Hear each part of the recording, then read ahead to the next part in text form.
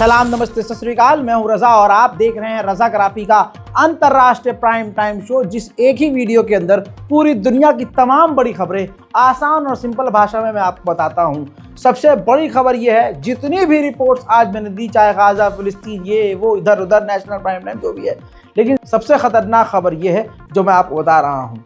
अब हाल ऐसा हो गया है दादागिरी का अमेरिका की, और खासकर ट्रंप की दादागिरी का ये हाल है कि अभी एक हफ्ता नहीं हुआ है, लेकिन ट्रंप पूरी दुनिया में अपनी दादागिरी दिखा रहे हैं। भारत के साथ जो किया वो तो किया, लेकिन यूरोप पर भी अब दादागिरी दिखा रहे हैं डोनाल्ड ट्रंप। खबर यह है, जो मैं आपको पहले ही बता रहा था, कि ग्रीनलैंड पर कब्जा करने की मांग डोनाल्ड ट्रंप ने की और कहा कि ग्रीनलैंड हमारा है, ग्रीनलैंड हमें चाहिए, हम ग्रीनलैंड को खरीद लेंगे, चाहे जितना मर्जी पैसा जो है हमसे डेनमार्क ले ले। बता दूं कि डेनमार्क का ही हिस्सा ग्रीनलैंड है। अब ग्रीनलैंड पर गंदी नीयत है। सभी को लग रहा था कि सिर्फ बयानबाजी कर रहा है, बुड्ढा खूसट है, अपनी दादागिरी दिखा रहा है, लेकिन ये सिर्फ बयानबाजी है। लेकिन आपको जानकर हैरानी होगी कि डोनाल्ड ट्रंप ने खुद डेनमार्क की प्रधानमंत्री को फ़ोन मिला दिया।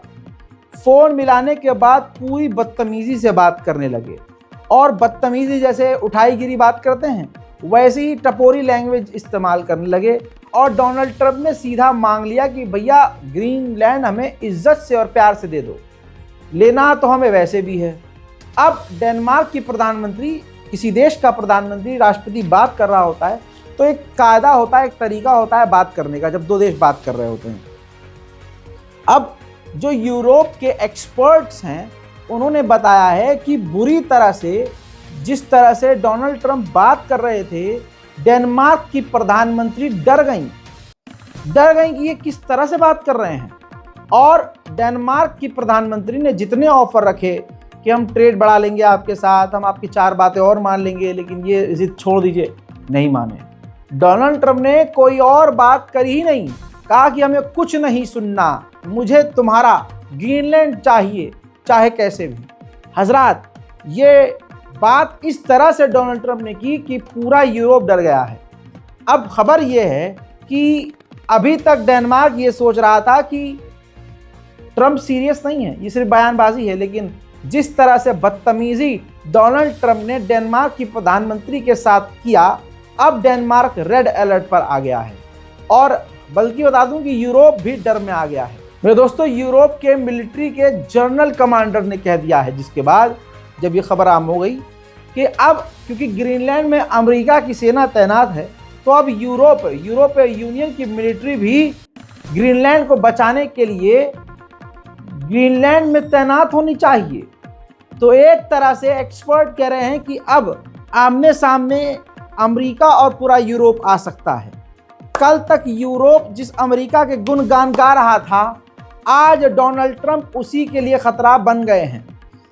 इतना ही नहीं, यूरोप के देश भी अब अलर्ट पर आ गए हैं और नेटो भी सहम गया है, क्योंकि अमेरिका ना नेटो की शर्म कर रहा है, क्योंकि नेटो में अमेरिका है, यूरोप में अमेरिका है, किसी भी संगठन की वो शर्म नहीं कर रहे हैं और जिद पकड़ी हुई है कि ग्रीनलैंड चाहिए।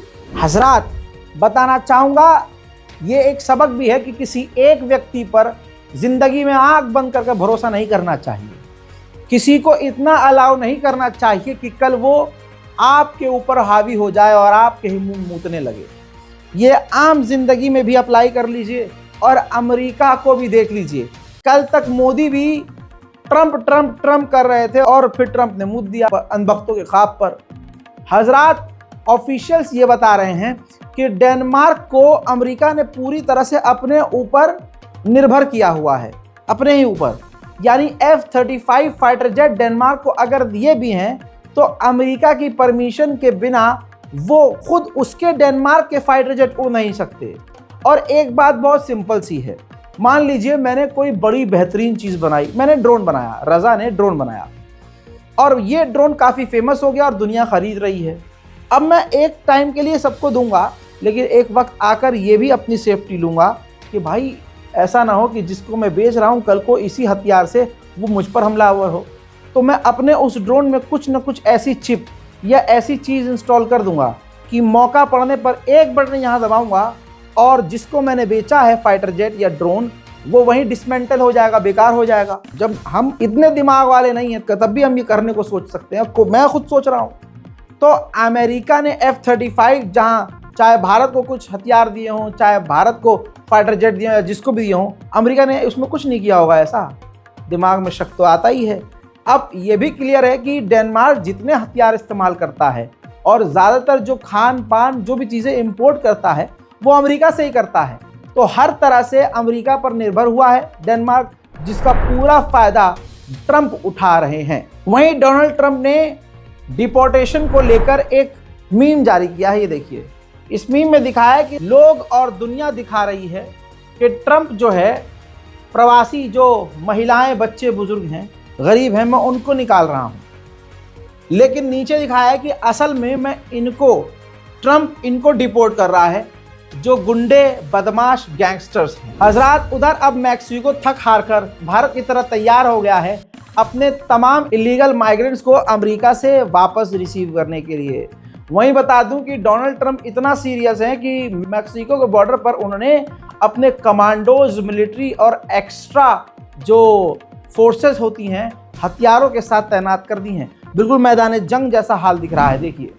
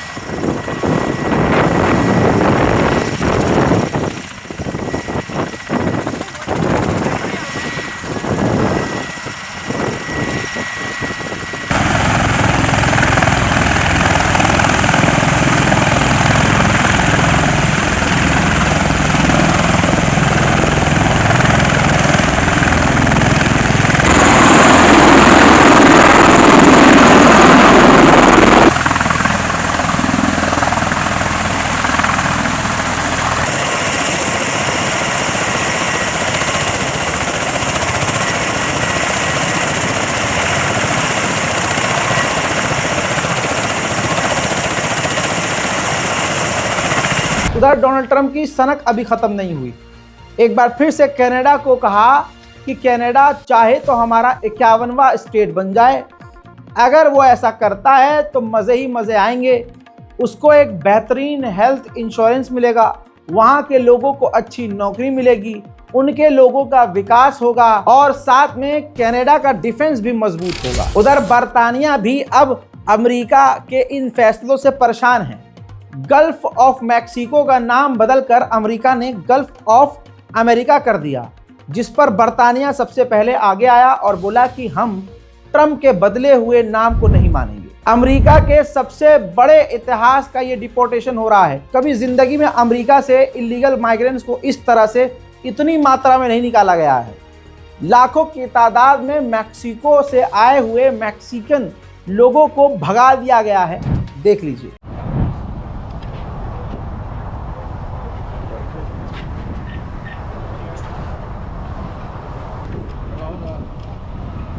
Hay mucha migra y todos están cayendo. No les recomiendo cruzar porque hay un chingo de migra.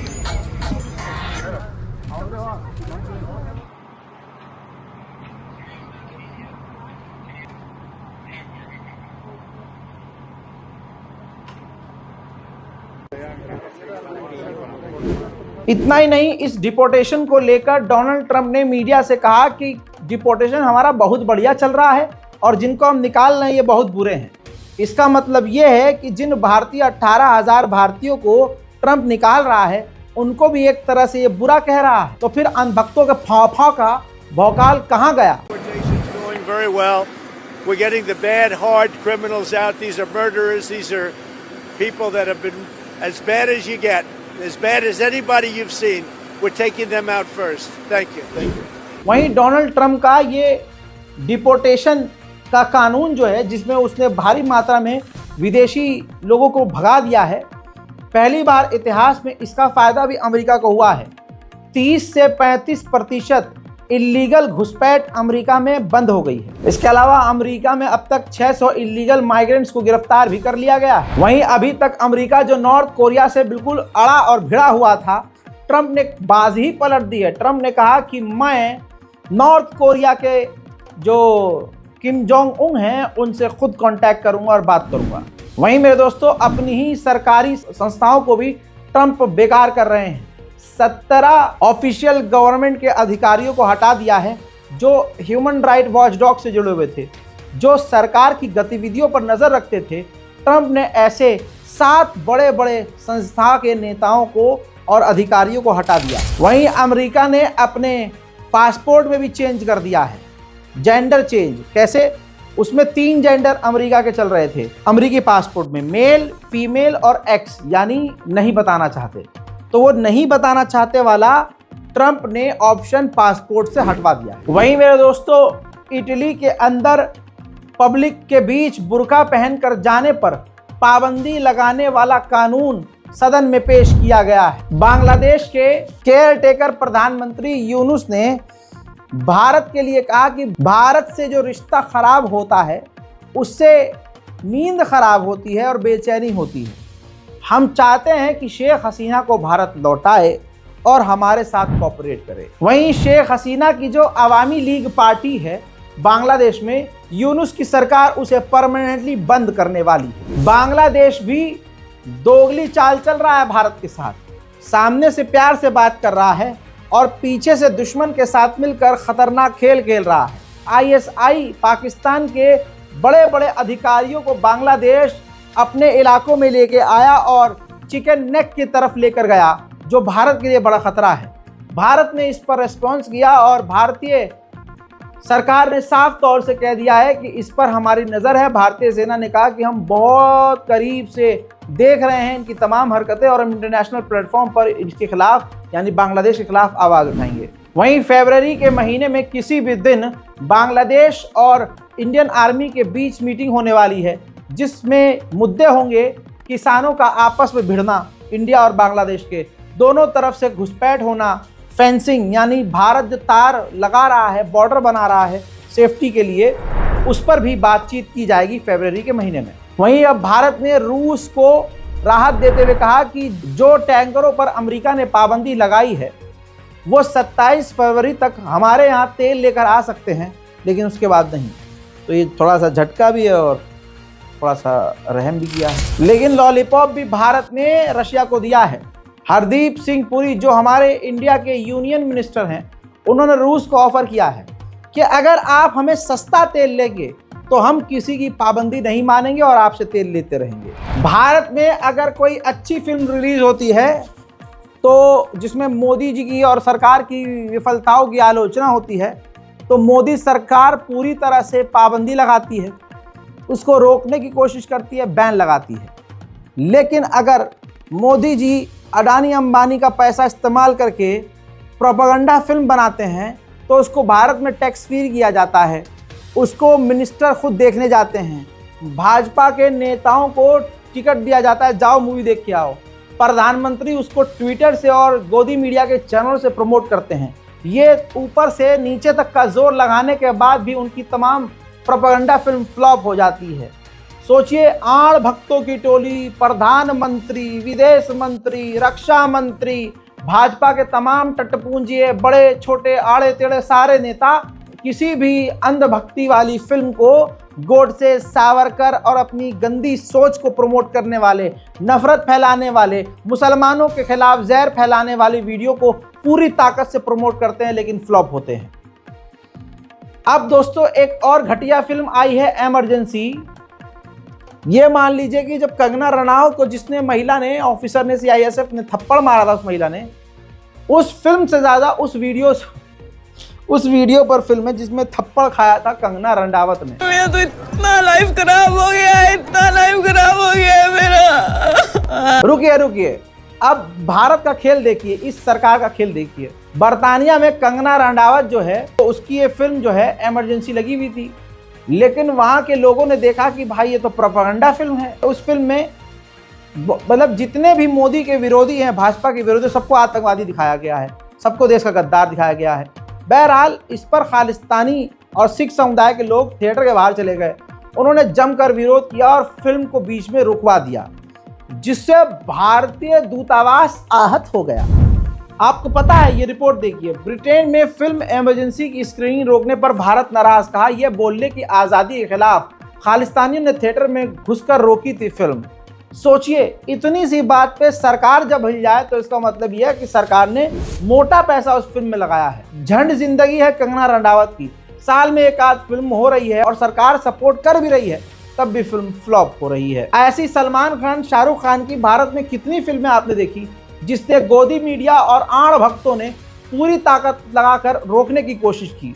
कोई भी फिल्म ऐसी जिसमें सरकार की आलोचना होती है, आड़ भक्त पहुंच जाते हैं, भगवाधारी सारे पहुंच जाते हैं बेरोजगार, और उस थिएटर में तोड़फोड़ करते हैं, भारी तबाही मचाते हैं। ऐसे दसियों रिपोर्ट भारत में मौजूद है। तब यही दोगली मोदी सरकार ये नहीं कहती कि ये तो बोलने की आज़ादी छीनी जा रही है, लेकिन विदेश में अगर ऐसा कुछ होता है तो कहते हैं अरे बोलने की आज़ादी छीनी जा रही है। वहीं भारत का जो जोरावर टैंक है, जो बॉर्डर पर हमारे तैनात है पाकिस्तान और चीन के बॉर्डर पर, वो और अपग्रेड हो गया है। उसमें अमेरिका के ट्रांसमिशन और इंजन लगा दिए गए हैं, जिससे वो जोरावर टैंक और खौफनाक और खतरनाक हो चुका है। चाइना की तरफ से अगर कोई हरकतबाजी होती है तो पहाड़ों में ये टैंक चीन के परखच्चे उड़ाने की ताकत रखता है, ऐसा रिपोर्ट में कहा जा रहा है। उधर ईरान की बल्ले बल्ले हो गई है। ताजिकिस्तान भी ईरान के चाबहार पोर्ट को इस्तेमाल करना चाहता है और डील करने के लिए ईरान से बात कर रहा है। उधर डेनमार्क के इतिहास में पहली बार हुआ है कि किसी ने कुरान का अपमान किया और अब उन दो व्यक्तियों के ऊपर केस दर्ज हो गया है, जेल में बंद किया गया है और उन पर प्रॉपर मुकदमा चलेगा। उधर डोनाल्ड ट्रंप के विदेश मंत्री से चीन के विदेश मंत्री ने बात की और उल्टा चाइना ने अमेरिका को धमका दिया कि जिस तरह से ताइवान को आप, हमारे हिस्से को आप हमसे अलग करने की कोशिश कर रहे हो, ऐसा हम होने नहीं देंगे। अब मेरे दोस्तों एक बड़ी खबर आ रही है जो कि पाकिस्तान के लिए बुरी होगी।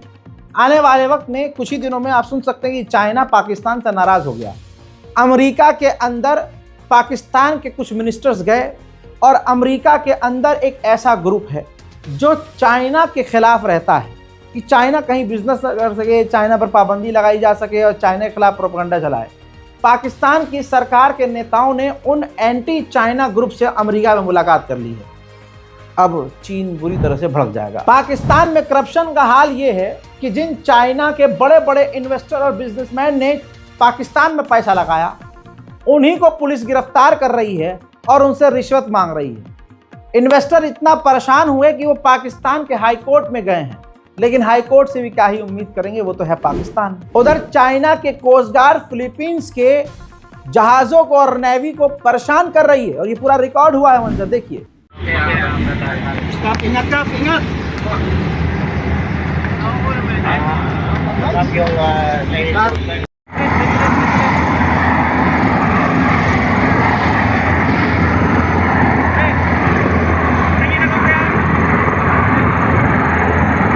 दोस्तों ये थी इंटरनेशनल प्राइम टाइम रिपोर्ट, एक ही वीडियो के अंदर दुनिया की तमाम बड़ी खबर। इस रिपोर्ट को शेयर कीजिए, दुआओं में याद रखिए, चैनल को सब्सक्राइब कीजिए। जय हिंद।